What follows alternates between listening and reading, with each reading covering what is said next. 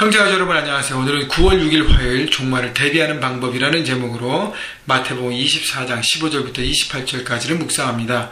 마태복음 24장은 종말에 대한 예수님의 가르침을 보여주고 있습니다. 여러분, 그래서 우리가 지금 마지막 때를 살고 있는데 마지막 때가 가깝다 그랬는데 언제인지 잘 모르지만 우리가 하루하루 종말을 대비하면서 바라보면서 살았으면 좋겠습니다. 여러분, 그것이 바로 주께서 우리에게 준비하게 하신 그 말씀이라고 생각합니다. 15절 볼까요? 그러므로 너희가 선지자 다니엘이 말한 바 멸망에 가증한 것이 거룩한 곳에 선 것을 보거든. 멸망에 가증한 것이 거룩한 곳에 선 것이라는 것은 역사적으로 예루살렘 성전 앞에 있는 번제제단을 파괴하고 제우스 신전, 제우스에 드리는 그 신의 제단을 세운 그 BC 168년에 수리아 왕 안티오쿠스 에피파네스의 어떤 그 행적을 얘기하는데, 그것도 우리가 생각할 수 있지만, 또 예루살렘 성전이 AD 70년에 로마 장군 티토에 의해서 파괴되면서 그곳에 우상을 위한 제단들이 서가는 것을 우리가 보게 됩니다. 결국 이스라엘 백성들에게는, 말씀을 듣는 이스라엘 백성들에게는 예루살렘 멸망에 대한 얘기를 하고 있고요. 그 다음에 우리에게는요, 종말의 때를 하나님께서 알려주고 계시는 것입니다. 결국 종말의 때가 되면 악한 영들이 득세하고 마지막 기승을 부리기 때문에 하나님을 섬기는 모든 것들이 이렇게 죄악으로 물들게 된다는 것이죠. 그 모든 것들이 막 그냥 판치게 되는 것이죠. 그때가 될 때 16절, 그때 유대에 있는 자들은 산으로 도망할지어다. 예루살렘 성전이 더 이상 피난처가 아니라 산이 피난처이기 때문에 죄악에 있는 곳을 떠나서 나가라는 것입니다. 심판의 대상이 됐고 죄악에 물든 곳을 떠나라는 것이죠.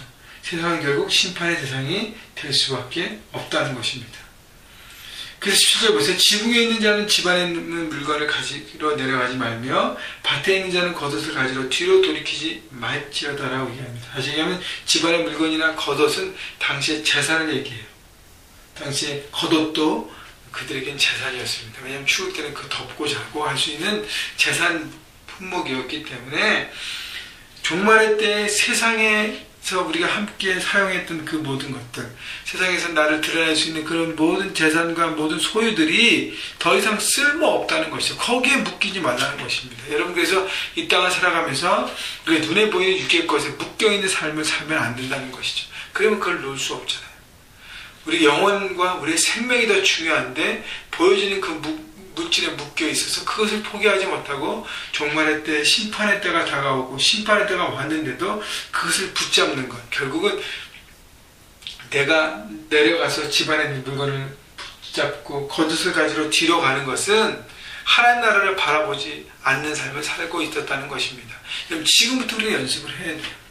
이 땅의 모든 것이 하나님의 것인 것을 바라보고, 그러나 이 모든 것들이 결국은 썩어져 없어질 것이기 때문에 우리가 필요에 따라서 열심히 일하고 벌고 그것을 하지만, 누리지만 이것이 가장 내 삶의 최우선 순위가 아니라는 것이죠. 결국 포기하고 내려놓을 수 있는 삶의 자세가 되어야 하는 것입니다. 19절, 그날에는 아이 벤 자들과 젖먹이는 자들에게 화가 있으리로다. 보통 우리 평상시에는요, 아이를 가지고 아이를 키우는 것이 축복입니다. 그러나 종말의 때는요, 그것이 더 번거롭고 피해갈 수 있는, 피난처로 나갈 수 있는데 걸림돌이 될 수 있기 때문에 얘기하는 것이에요. 그러니까 현재 세상에서 누리고 있는 것이 종말의 때 축복이 아닐 수 있다는 것입니다. 20절, 너희가 도망하는 일이 겨울이나 안식일에 되지 않도록 기도하라. 겨울에는 춥기 때문에 도망하기 어렵고요. 안식일에는 율법상 어떻게 해요? 멀리 갈 수가 없습니다. 결국 하나님의 은혜를 바라보라는 것입니다. 21절, 이는 그때 큰 환란이 있겠습니다. 창세로부터 지금까지 이런 환란이 없었고 후에도 없으리라. 마지막 때가 되면 큰 환란이 오는데 그 환란은 세상 모든 사람들이 경험하지 못하는 대환란이라는 것이죠. 그때는 누구도 피해갈 수 없고 누구도 그것을 견딜 수 없는 큰 환란이 오는 것입니다. 22절, 그날들을 감하지 아니하며 모든 육체가 구원하지 못할 것이나 그러나 택하신 자들을 위하여 그날들을 감하시리라. 누가 하시죠? 바로 예수께서 하신다는 것이죠. 하나님께서 그 심판을 하실 때 예수님께서 십자가를 보여주면서 택함받은 자, 구원받은 자에게는 심판을 넘어가서 하나님의 영원한 나라를 누릴 수 있는 그 모든 은혜를 베풀어 주신다는 것입니다. 여러분, 그래서요, 믿지 않는 사람에게는, 넌 크리스천에게는 심판, 멸망, 이것이 바로 최후의 순간인 것이 종말입니다.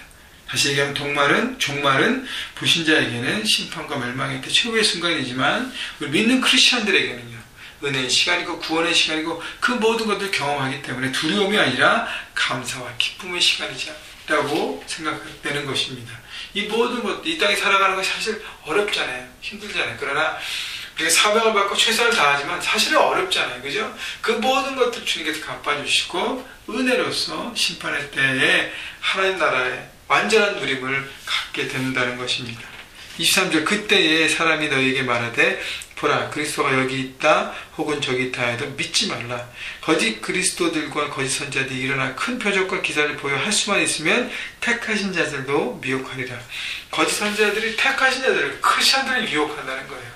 여러분, 이단들이 오면 꼭 누구를 먼저 이렇게 컨택하는 줄 아세요? 믿지 않는 사람이 아니라 믿는 사람들을 컨택합니다. 그리고 그들의 삶과 그들의 신앙을 흔들어 놓습니다. 그렇기 때문에 심지어보다 하나님을 믿는 믿음 가운데 서서 사람들이 말하는 거짓 선지자들의 얘기, 거짓 그리스도의 얘기를 미혹되지 말라는 것입니다. 여러분, 진리의 섬은요, 거짓에 넘어가지 않습니다. 여러분, 대개 보면요, 거짓 선지자들, 그리스도들, 사람들을 모아서 미혹하고 막 그들은 기적과 이사를 막 보이면서 사람들을 모이면서 결국 뭐냐면 비윤리적인, 어떤 도덕적인 일들을 자행하고 자기가 마치 신인 것처럼 하면서 사람들을 맹종하게 하면서 결국은 세상의 것들을 취하고 있는 것을 바라봅니다. 여러분, 이단의 교주들 이렇게 나중에 뒤져보면요, 돈 때문에 여성들과의 잘못된 관계들, 이 모든 것들이 쌓이는 것을 우리가 볼 수 있지 않습니까? 결국은요, 진리 안에 서 있으면 비진리, 거짓들은 우리가 판단할 수 있게 되는 것입니다. 여러분, 그래서 중요한 것은 말씀 안에 서서 진리 안에 올바로 서서 매일매일 살아가는 것이 중요한 것입니다. 25절, 보라, 내가 너에게 미리 말하노라. 그러면 사람들이 너에게 말하되 보라, 그리스도가 광야에 있다 해도 나가지 말고 보라, 골방에 있다 해도 믿지 말라. 왜냐하면요, 예수님이 다시 오시는 것은, 예수님의 재림은요, 예수님 다시 오시는 걸 재림이라 그러는데, 사람들이 여기 있다 저기 있다 말할 게 아니에요. 그분은 다시 오시면 모든 사람들이 다 알 수 있는 방법으로 오신다는 것입니다. 사람 손을 거치지 않는다는 것이에요. 그리고 27절, 번개가 동편에서 나서 서편까지 번쩍임 같이 인자의 임함도 그러하리라. 아무도 생각하지 못하는 그때에 하나님은 갑자기 우리에게 오신다는 것이죠. 주님이 오시는데요, 모든 사람들이 번개가 하면 다 알잖아요. 그분이 오셨다는 거죠. 그런 것처럼 다 아실 수 있기 때문에 사람의 말에 미혹되는 것이 아니라 날마다 하나님과의 만남과 이 큰 큐티를 통해서 말씀대로 살아가며 진리 가운데 서할 때 우리는 주님의 재림을 예비하는 삶을 지금 살고 있게 되는 것입니다.